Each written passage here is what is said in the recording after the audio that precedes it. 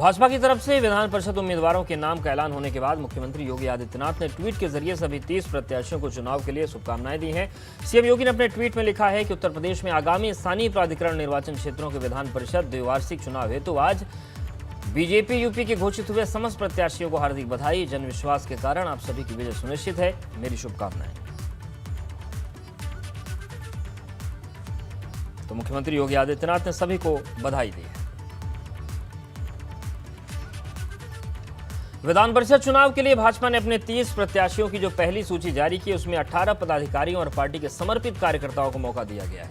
इसके अलावा चुनाव से पहले भाजपा में शामिल होने वाले कई नेताओं को भी भाजपा ने एमएलसी उम्मीदवार बनाया है। इसमें से 4 नेता सपा छोड़कर भाजपा में शामिल हुए, जिनके नाम है रमा निरंजन, सीपी चंद, आशीष यादव और नरेंद्र भाटी, जिन्होंने चुनाव से पहले सपा छोड़कर भाजपा की सदस्यता ले ली थी। इनमें सबसे चौंकाने वाला नाम आजमगढ़ मऊ से प्रत्याशी बनाए गए अरुण यादव का है, जो फूलपुर पवई से सपा विधायक रमाकांत यादव के बेटे हैं। इसी सीट से अरुण यादव 2017 में भाजपा के टिकट पर विधायक चुने गए थे, लेकिन इस बार भाजपा ने उन्हें टिकट नहीं दिया था। हालांकि अब पार्टी ने अरुण यादव को एमएलसी चुनाव में फिर से मैदान में उतार दिया है।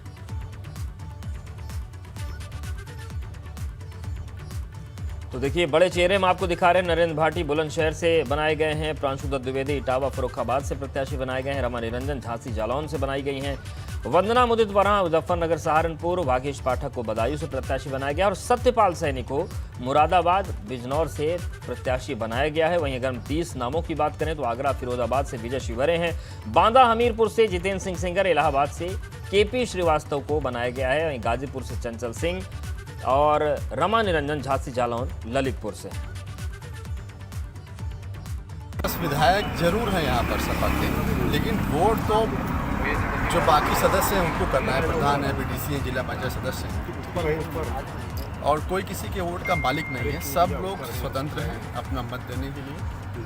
और बाकी मैं ज़्यादा कुछ नहीं बोलना चाहता हूँ। अब 12 तारीख के बाद जब रिजल्ट आएगा फिर सब चीज़ें आपके सामने। सपा को भेद पाएंगे आप? मुझे नहीं लगता कि कोई इस तरह की दीवार है यहाँ पर कि जिसको भेदना असंभव है। ठीक। और अब मुँह से क्या बोलूँ, एक बार कुछ ऐसा कर दिखाऊं फिर मैं बोलूं। विधान परिषद चुनाव के लिए जारी की गई 30 प्रत्याशियों की सूची में भाजपा ने 3 महिला उम्मीदवारों को ही मैदान में उतारा है, जिनमें मुजफ्फरनगर सहारनपुर स्थानीय प्राधिकरण से वंदना मुदित वर्मा को प्रत्याशी बनाया गया, झांसी जालौन ललितपुर स्थानीय प्राधिकरण से रमा निरंजन और बहराइच से प्रज्ञा त्रिपाठी का नाम शामिल है। इन्हीं में से एक प्रत्याशी रमा निरंजन से बातचीत की एबीपी गंगा संवाददाता अनुभव शुक्ला ने।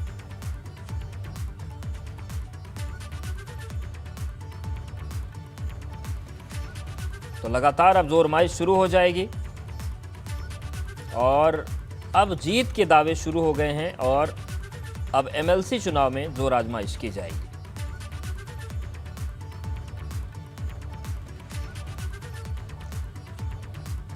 तो 30 प्रत्याशियों की घोषणा कर दी है भारतीय जनता पार्टी ने। विधान परिषद चुनाव के लिए 30 लोगों की लिस्ट जारी की गई है।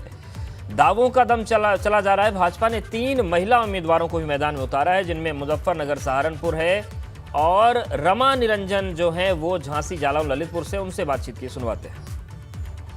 स्थानीय निकाय के जो प्राधिकार क्षेत्र हैं उन पे बीजेपी ने आज अपने उम्मीदवारों की लिस्ट जारी की है और झांसी ललितपुर उरई जो क्षेत्र है वहां पर रमा निरंजन को अपना उम्मीदवार बनाया है। चुनाव से पहले समाजवादी पार्टी छोड़कर बीजेपी में शामिल हुई थी। रमा जी, पहले तो बहुत बहुत बधाई आपको।